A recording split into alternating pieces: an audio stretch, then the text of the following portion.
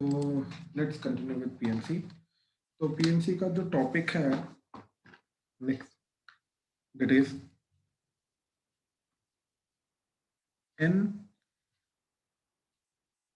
Identical objects are to be distributed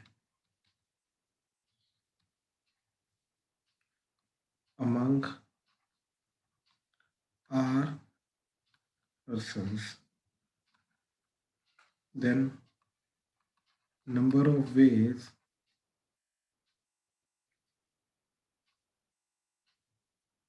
of distribution is। देखो n identical objects हैं अभी, ठीक। तो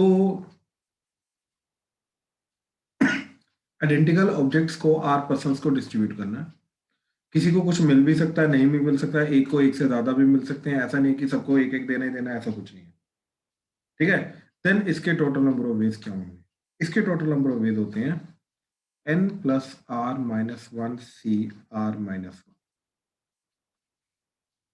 ठीक है। अब ये कहाँ से आया, कैसे आया, उसके बारे में थोड़ी चर्चा करते हैं, ठीक है। तो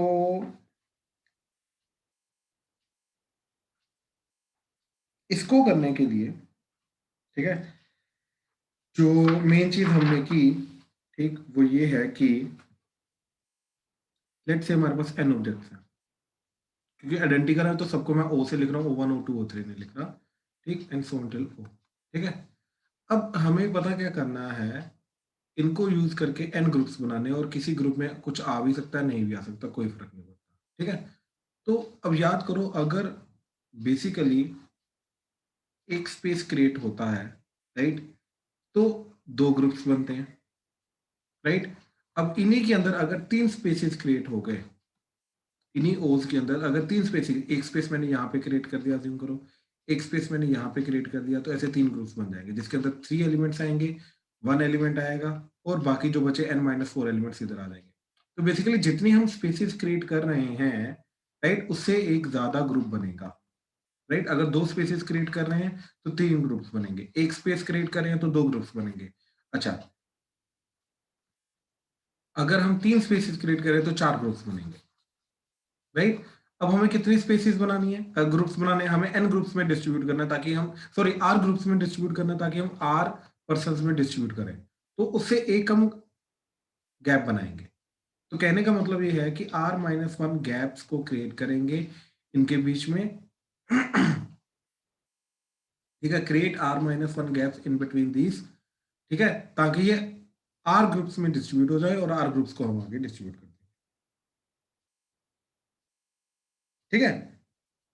अब वो चीज करने का तरीका क्या है, हमने गैप की जगह, ठीक है, ताकि थोड़ा विजुलाइज हो जाए, ठीक है, हमने क्या किया, वर्टिकल लाइन ली, ठीक है। कितनी वर्टिकल लाइन ली, r-1 वर्टिकल लाइन,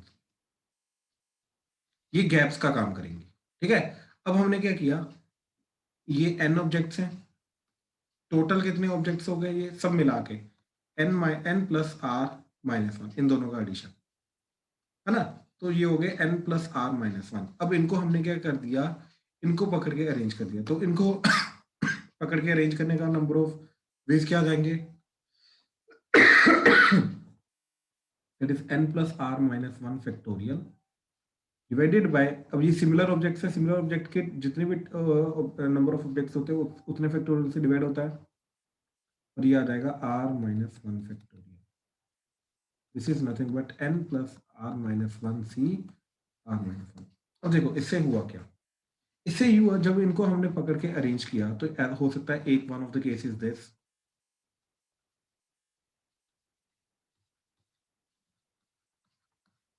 राइट, ये आ गया। अब इसका मतलब ये है कि देखो जरा, ये गैप क्रिएटेड है, राइट। तो यानी कि ये पर्सन वन को मिल जाएंगे, ये जितने भी एलिमेंट्स हैं, ये पर्सन टू को, यहाँ पे कोई भी नहीं है, तो कहने का मतलब यहाँ पे पर्सन टू को एलिमेंट मिलेंगे जीरो, ऐसे पर्सन थ्री को मिलेंगे जीरो, पर्सन फोर को मिलेंगे टू, पर्सन फाइव को मिलेंगे दिस। तो अब ध्यान से देखो कितने ये चीज है, ये r-1 है, तो इनके अकॉर्डिंगली कितने गैप्स क्रिएट होंगे, r-1 गैप्स क्रिएट होंगे, तो ग्रुप्स कितने क्रिएट होंगे, आर ग्रुप्स क्रिएट होंगे, ये एंड चलता जाएगा। तो ऐसे ग्रुप्स कितने क्रिएट होंगे, राइट? ऐसे ग्रुप्स क्रिएट होंगे हमारे पास, आर ग्रुप्स आर क्रिएटेड। और आर ग्रुप्स का मतलब क्या है कि पहला वाला ग्रुप अज्यूम करो पर्सन 1 को जा रहा है, दूसरा वाला पर्सन 2 को जा रहा है, दूसरा वाला पर्सन 3 को जा रहा है, सो अनटिल आरएथ वाला ग्रुप जो है वो पर्सन आर को चला जाएगा। ठीक, तो जो जो चीज बन रही है वो इंडिविजुअल कोरस्पॉन्डिंग पर्सन को चली जाएगी, दैट्स इट। अपने अपने पर्सन को चला गया तो वो उतने ऑब्जेक्ट्स उसको मिल गए, बात खत्म।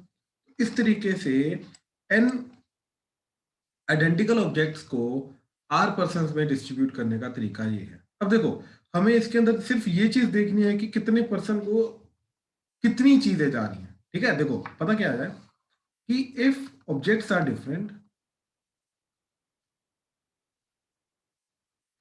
Then we have to make sure कि which object and how many objects, ये दो चीजों का टेक केयर करना होता है एक पर्सन के लिए। कि पहली बात तो उसको कितने ऑब्जेक्ट्स जा रहे हैं और कौन कौन से ऑब्जेक्ट्स जा रहे हैं, ठीक है। लेकिन if objects are same same और आइडेंटिकल, ठीक, देन हमें ये नहीं टेक केयर करना कि कौन सा ऑब्जेक्ट जा रहा है, क्योंकि सारे सेम है।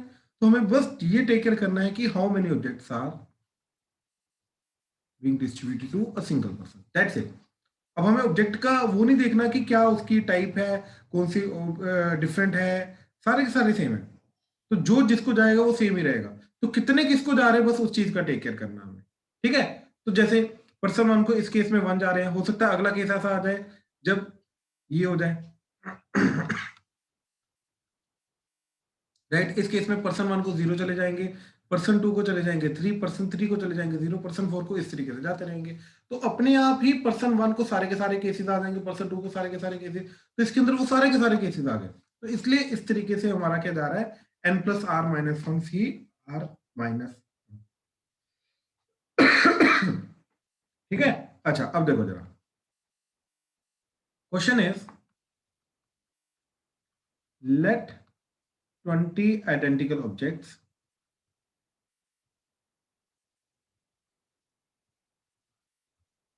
are to be distributed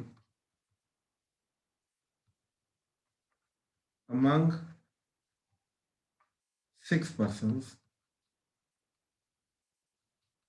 A, B, C, D, E, and F. Find number of ways if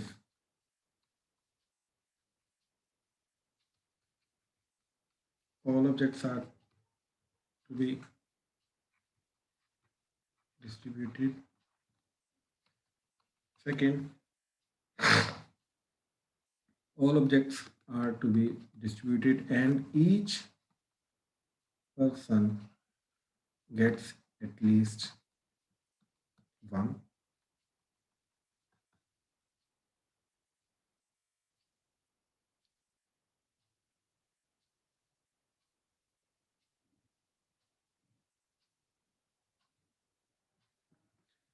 A should get at least 4 objects. ठीक है, चलो ट्राई करो, शाबाश। कि फर्स्ट में तो all objects are to be distributed, ठीक है। तो n हमारा है 20, r है 6, तो फर्स्ट में क्या हो जाएगा 20 प्लस 6 माइनस 1 C6 माइनस 1, तो दैट इज 25 C5, ठीक है। तो फर्स्ट में तो ये तुम्हारा आंसर आ जाएगा 25 C5। कोई डाउट वगैरह आए तो प्लीज बोलते रहना, ठीक है। अच्छा, सेकंड में थोड़ा सा अलग चीज है, ठीक है। राजवीर क्या किया? सर आइडेंटिकल ऑब्जेक्ट थे तो पहले सबको एक एक दे दिया और फिर बाकी 14 डिस्ट्रीब्यूट कर दिया। बिल्कुल सही, आइडेंटिकल ऑब्जेक्ट्स हैं तो पहले सबको एक एक दे दिया, ठीक है। तो बाकी 14 को डिस्ट्रीब्यूट करने का तरीका फिर क्या आ जाएगा भाई? 14 plus 6 minus 1 C6 minus 1, 14 plus 19 C5 आ जाएगा सर। बिल्कुल सही, बिल्कुल सही। तो क्या किया हमने, देखो अगर हमारे पास 6 पर्सन हैं ABCDEF, ठीक है।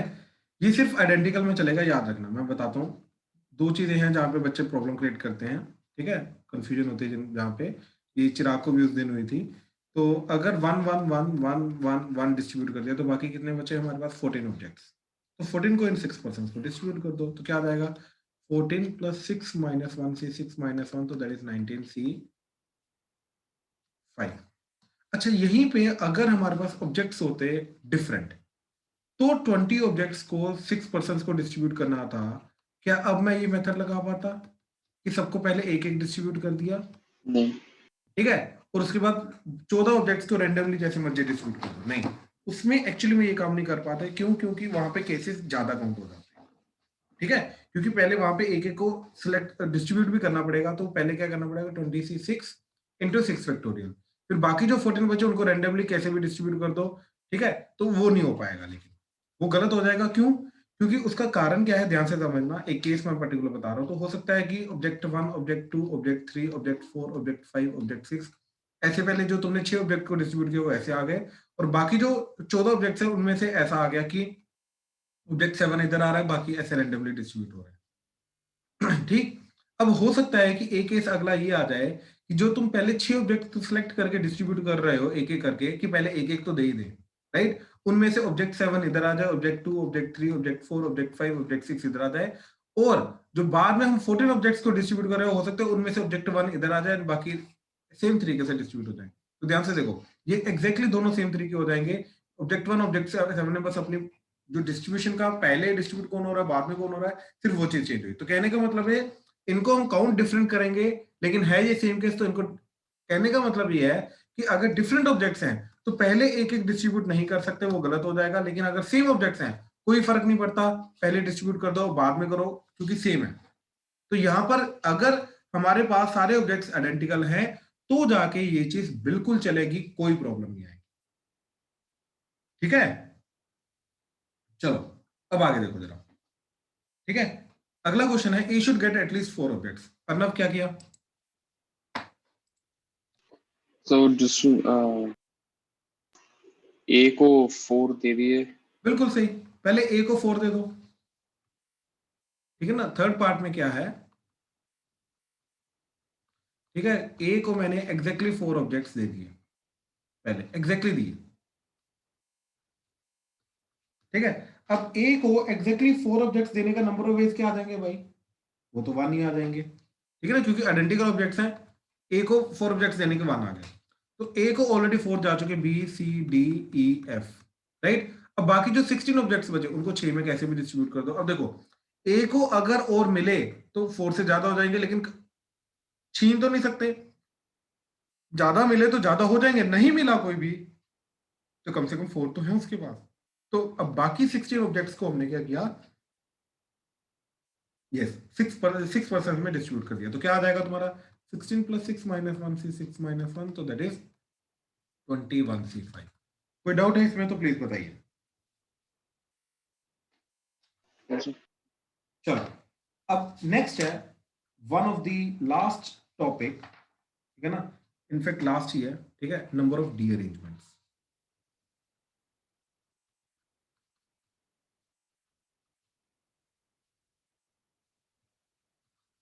ठीक है, ध्यान से देखना है क्या चीज है ये D arrangements. Let's say this is letter 1, envelope 1, envelope 2, envelope 3, ठीक है। तो चलो एक काम करते हैं, पहले सिर्फ 2 का केस लेते हैं। Let's say we have 2 letters, और लेटर्स के ऊपर एड्रेस लिखा हुआ है कि कौन से एड्रेस को पॉइंट आउट हो रही है। अब एनवलप के ऊपर भी एड्रेस लिखा हुआ है, ठीक है। तो अब लेटर 1 को एनवलप 1 में अगर मैंने डाला तो वो अपने करेक्ट एनवलप में गई, अगर लेटर 1 को लेटर एनवलप 2 में डाला तो वो अपने रॉन्ग एनवलप में जाएगी, ठीक है। अब एक में एक ही डाल सकता हूँ, एक लेटर जो है वो मैं एक ही एनवलप में डाल सकता हूँ। एक एनवलप में बेसिकली एक ही लेटर डाल सकता है, एक से ज्यादा नहीं डाल। तो अब देखो क्या क्या केसेस है। केस 1 कि लेटर 1 इधर गई, ऑब्वियसली लेटर 2 इधर जाएगी। केस 2 कि लेटर 2 इधर गई, लेटर 1 ऑब्वियसली इधर जाएगी, ठीक है। अब क्वेश्चन ये है, डी अरेंजमेंट्स का मतलब क्या है कि none of the object goes into their correct place. Derangement का मतलब क्या होता है, नन ऑफ दी, ऐसा नहीं कि सिर्फ एक चला गया बाकी करेक्ट जा रहे हैं, एक रॉन्ग चला गया या एक करेक्ट चला गया बाकी रॉन्ग जा रहे हैं, नहीं, कोई भी अपने करेक्ट प्लेस पे नहीं जाना चाहिए, ठीक है। नन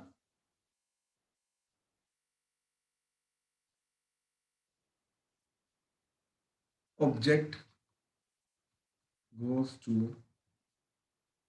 its correct place, उसको बोलते हैं डीअरेंजमेंट। तो उसके कितने तरीके आ जाएंगे, अब यहाँ पे सिर्फ एक ही तरीका आएगा, ये तो करेक्ट वाला आ गया, ठीक है।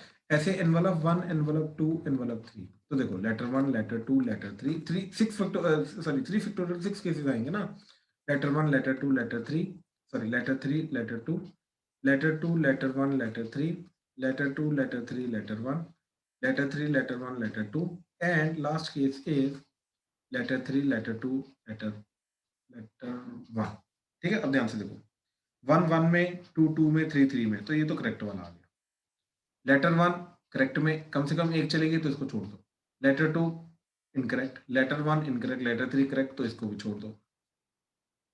लेटर 2 बिल्कुल सही, incorrect, letter 3 incorrect, letter 1 incorrect, तो ये केस को काउंट करेंगे डीअरेंजमेंट, ठीक है। यस, ये डीअरेंजमेंट में काउंट होगा। अब देखो, लेटर 3 बिल्कुल सही, गलत जा रहा है, लेटर 1 गलत जा रहा है, लेटर 2 गलत जा रहा है, तो इसको भी काउंट करेंगे डीअरेंजमेंट में, ठीक है। अच्छा लेटर 3 लेटर, अच्छा देखो लेटर 2 करेक्ट जा रही है, तो इसको नहीं काउंट करेंगे। तो 3 चीजों के नंबर ऑफ डीअरेंजमेंट्स कितने पॉसिबल है, 2। अब यार 10 चीजों के आगे, 20 चीजों के आगे, तो मैं काउंट तो नहीं करूंगा। अब इसका टोटल नंबर ऑफ वेज निकालने का तरीका क्या होता है, पहले इसका फॉर्मूला है हमारे पास डायरेक्टली, कि n factorial into 1 minus 1 by 1 factorial plus 1 by 2 factorial minus 1 by 3 factorial so on till last में 1 by n factorial आना चाहिए पूरा, और वो प्लस माइनस आएगा वो डिपेंड करता है n ओड है या इवन है, तो इसलिए साथ में लिखेंगे -1 की पावर n। तो these are the total number of derangement, जैसे 2 ऑब्जेक्ट्स का डीअरेंजमेंट्स के नंबर ऑफ वेज, ठीक है। क्या आ जाएंगे, n को 2 पुट करो, 2 factorial, 1 minus 1 by 1 factorial plus 1 by 2 factorial, ठीक है। देखो ये क्या आ गया, 2 factorial is 2, 2 1 minus 1 plus 1 by 2, ये कटा, 2 into 1 by 2 that is 1, so that is number of ways of incorrect placing two objects is 1, तो इसका 1 ही आ रहा था। अब 3 का देखते हैं इसी फॉर्मूला से 3 का क्या जाएगा, ठीक है, that is 3 factorial 1 minus 1 by 1 factorial plus 1 by 2 factorial minus 1 by 3 factorial, तो क्या आ गया 6, 1 minus 1 plus 1 by 2 minus 1 by 6, तो देखो ये दोनों कटे, तो 6 इंटू, इधर एलसीएम लिया तो 6 आ गया एलसीएम, और इधर गया 3 minus 1, 6 6 कटा तो 2, 3 minus 1 2, तो यस 2 आ रहे थे, राइट। तो ये फॉर्मूला हमें देगा टोटल नंबर ऑफ डीअरेंजमेंट्स, ठीक है। किसी को कोई डाउट है तो प्लीज बताओ,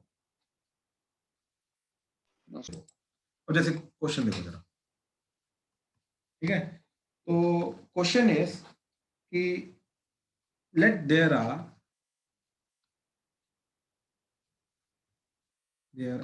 n addressed envelopes, ठीक है, and n letters, ठीक है। ऑब्वियसली कॉरेस्पॉन्डिंग लेटर्स हैं, एंड एक में एक ही डाल सकते हैं, एक एनवेलप में एक ही लेटर डालना है, ठीक है। Then find the total number of placing the letters, ठीक है, such that first no letter goes into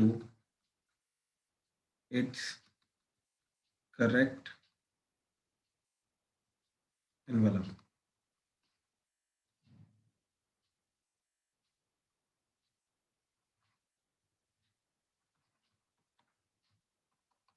second exactly 2 are correctly placed,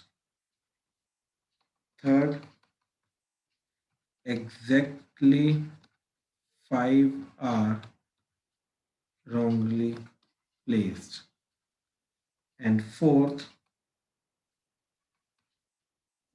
exactly 1 is